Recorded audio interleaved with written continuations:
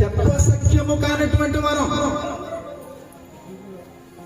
వర్ణించలేనటువంటి వరం దేవుడు మనకి అనుగ్రహించాడు. ఒక వరముగా ఆయన ఈ లోకానికి వచ్చాడండి. దేవుడు వరముగా ఆయన మనకి ప్రసాదించాడు. దేవునికి స్తోత్రం కలుగునుగా. చాలా చక్కగా వర్ణిస్తున్నాడు పోసినటువంటి పౌలు గారు. చెప్పసఖ్యము కానటువంటి వరముల గురించి దేవునికి స్తోత్రం చెల్లిస్తున్నాడండి. సర్వోన్నతమైన స్థలములలో దేవునికి మహిమయు, ఆయనకి ఇష్టమైనటువంటి మనుషులకు సమాధానం. ఆయనకి ఇష్టమైనటువంటి మనుషులకు సమాధానం అని దేవదూతలు మాటలు పాడుతారు. దేవునికి స్తోత్రం కలిగి చెప్పసఖ్యము కానటువంటి వరం. యోహాను సువార్త 3వ అధ్యాయము 16వ వచనం చూడండి.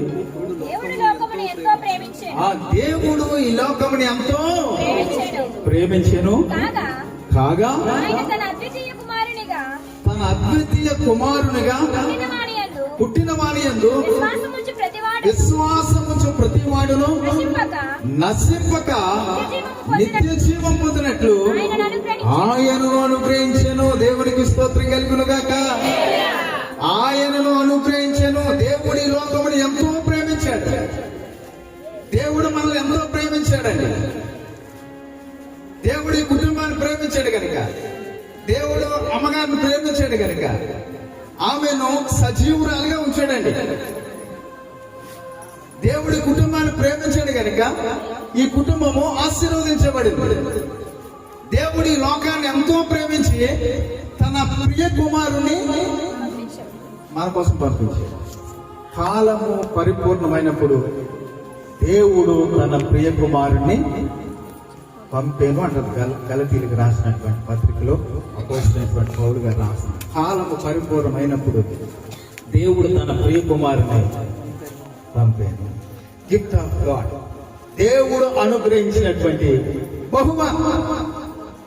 యేసు ప్రభు వారు దేవుడు మనకు అనుగ్రహించినటువంటి బహుమానం అండి. దేవుడు మనకి ఇచ్చినటువంటి బహుమానం. ఈ లోకంలో ఎన్నో బహుమానాలు మనం పొందుకుంటుంటాం కదండి. ఎవరు ఎక్కడికైనా ఏదైనా ఫంక్షన్కి వెళ్తే బహుమానం పట్టుకెళ్తుంటారు, పెళ్లికి వెళ్తే గిఫ్ట్ పట్టుకెళ్తారు, ఏదైనా కార్యక్రమానికి వెళ్తే ఇది ఒక బహుమానం పట్టుకుని వెళ్తుంటాం. గిఫ్ట్ అది చాలా విలువైన కదండి. బహుమానం చాలా విలువైన. ఈ లోకములో ఉన్నటువంటి బహుమానాలన్నిటికంటే దేవుడు మనకిచ్చినటువంటి బహుమానం